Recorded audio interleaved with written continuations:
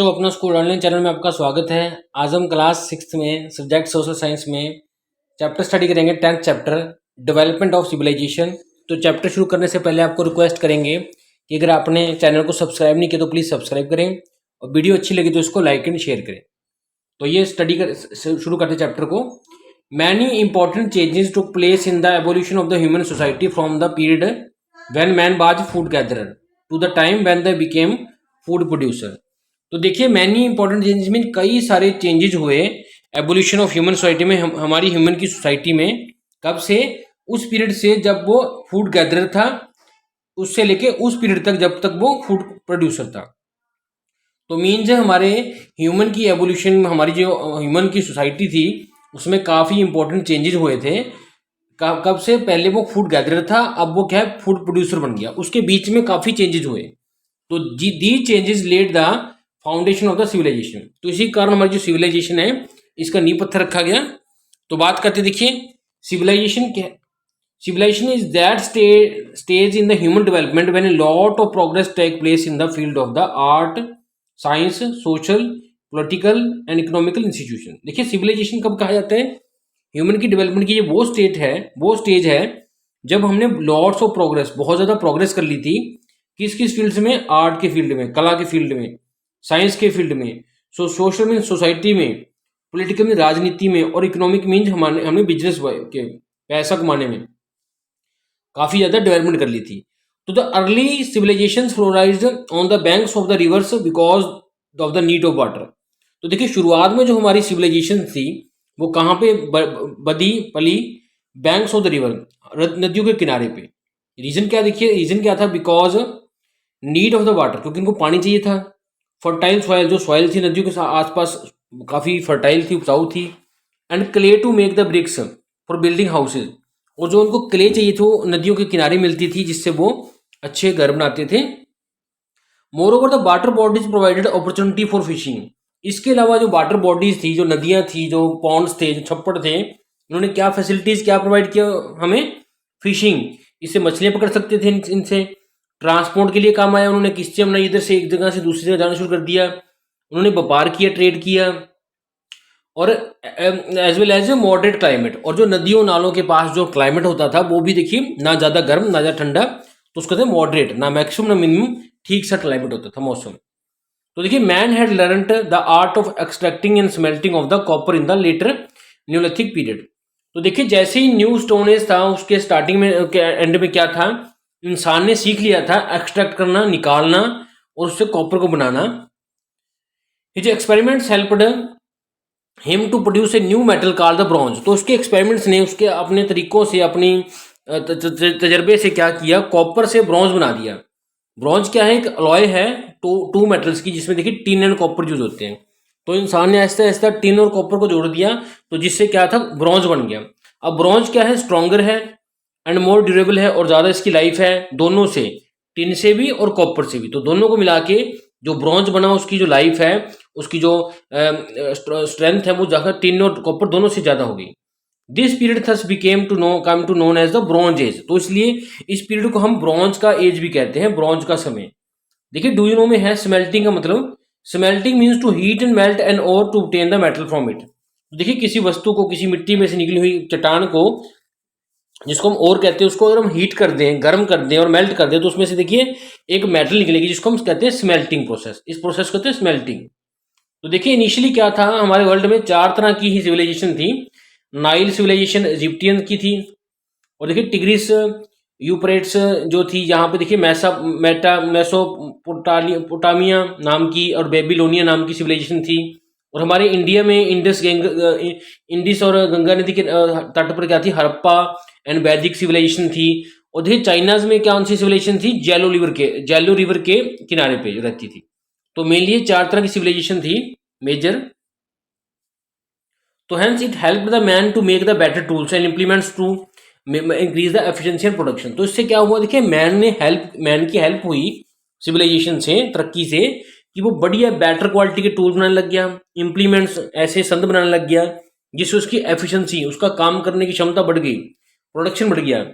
More over this period सा the development of the new silk and craft. तो इसके साथ ही उसने नए नए सिल्क्स मीन्स नए नए स्किल्स को इंट्रोड्यूस किया, उसमें नए नए स्किल्स आए, नए नए उसने काम करने सीख लिए। The village settlement started exchanging goods.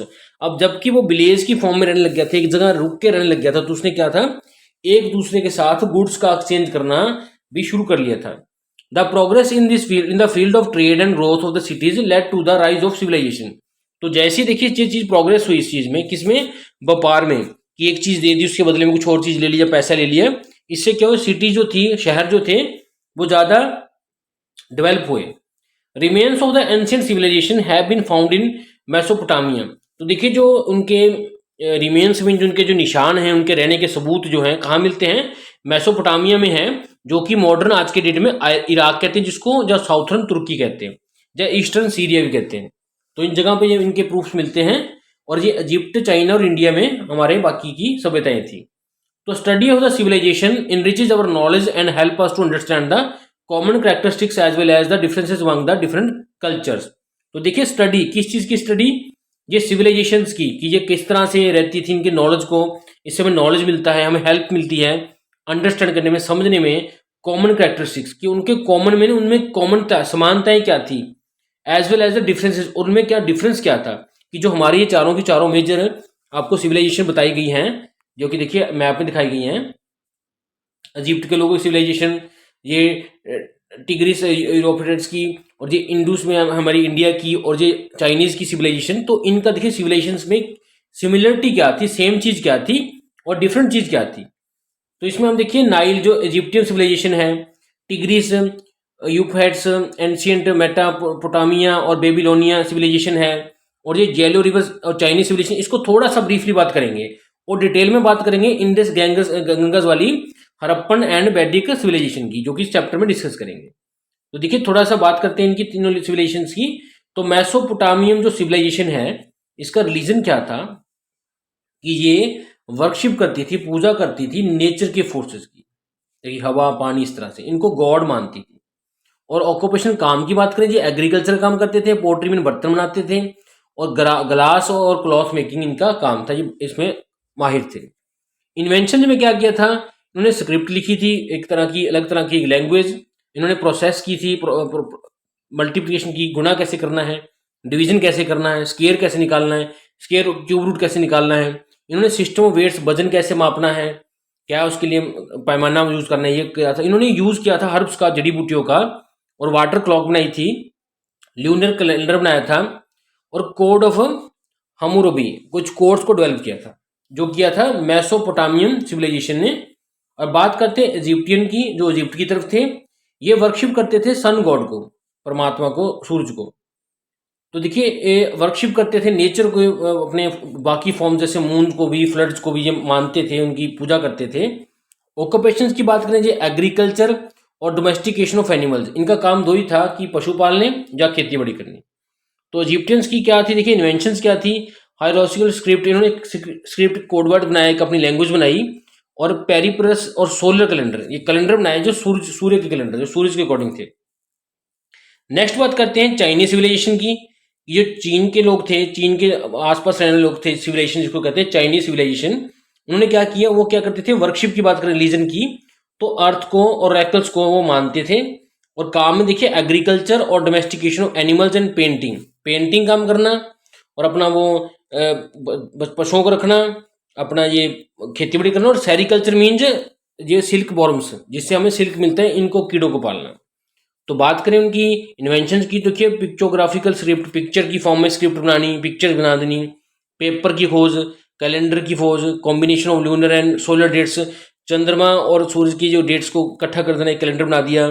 Herbal medicine के ऊपर उन्होंने काफ़ी खोज की, एक्यूपंचर में एक्यूप्रेशर जिसको कहते हैं, इन चीज़ों की इन्होंने इन्वेंशन की। तो बात करते हैं एंशियंट सिविलाइजेशन जो थी ब्रॉन्ज एज की, वो डेवलप हुई थी रिवर वैलीज के आसपास ही। तो लेटेस्ट स्टडी करें इनके बारे में, और जो कि मेन का हम बात करेंगे स्टडी में, इंडस वैली सिविलाइजेशन या हड़प्पा कल्चर, एक ही बात है। इसको इंडस वैली इसलिए कहते हैं क्योंकि ये इंडस नदी के किनारे पे थी, और हड़प्पा भी कहा जाता है इसको। तो ये क्या सी सिविलाइजेशन क्या थी, हमारे इंडिया में एग्जिस्ट करी थी, लेकिन इसके कुछ पार्ट्स अभी क्या है पाकिस्तान में, क्योंकि उस समय पाकिस्तान इंडिया का बंटवारा नहीं हुआ था। तो देखिए सेकंड जो पार्ट है इसका, सेकंड अपने वीडियो में डिस्कस करेंगे, लिंक डिस्क्रिप्शन में दिया गया है, ये वीडियो 3 पार्ट्स में बनाई गई है ताकि आपको अच्छी तरह से समझ आ जाए। तो एक बार दोबारा से आपको बता देते हैं ये सिविलाइजेशन जो मेजर है इसमें। तो देखिए नाइल की सिविलाइजेशन है जो नाइल नदी के ऊपर थी, इसको थे इजिप्टियन सिविलाइजेशन। और टिग्रिस यूफ्रेटिस नाम की नदी के ऊपर थी मेसोपोटामिया एंड बेबीलोनिया सिविलाइजेशन। और इंडिस गंगा गंगा और इंडिस नदी के ऊपर जो थी हड़प्पा या वैदिक सिविलाइजेशन का नाम है इसका। और जो चीन में येलो रिवर थी इसके पास जो सिविलाइजेशन थी लोग थे उनको कहते थे चाइनीज सिविलाइजेशन। तो सेकंड पार्ट के लिए लिंक में देखें डिस्क्रिप्शन में।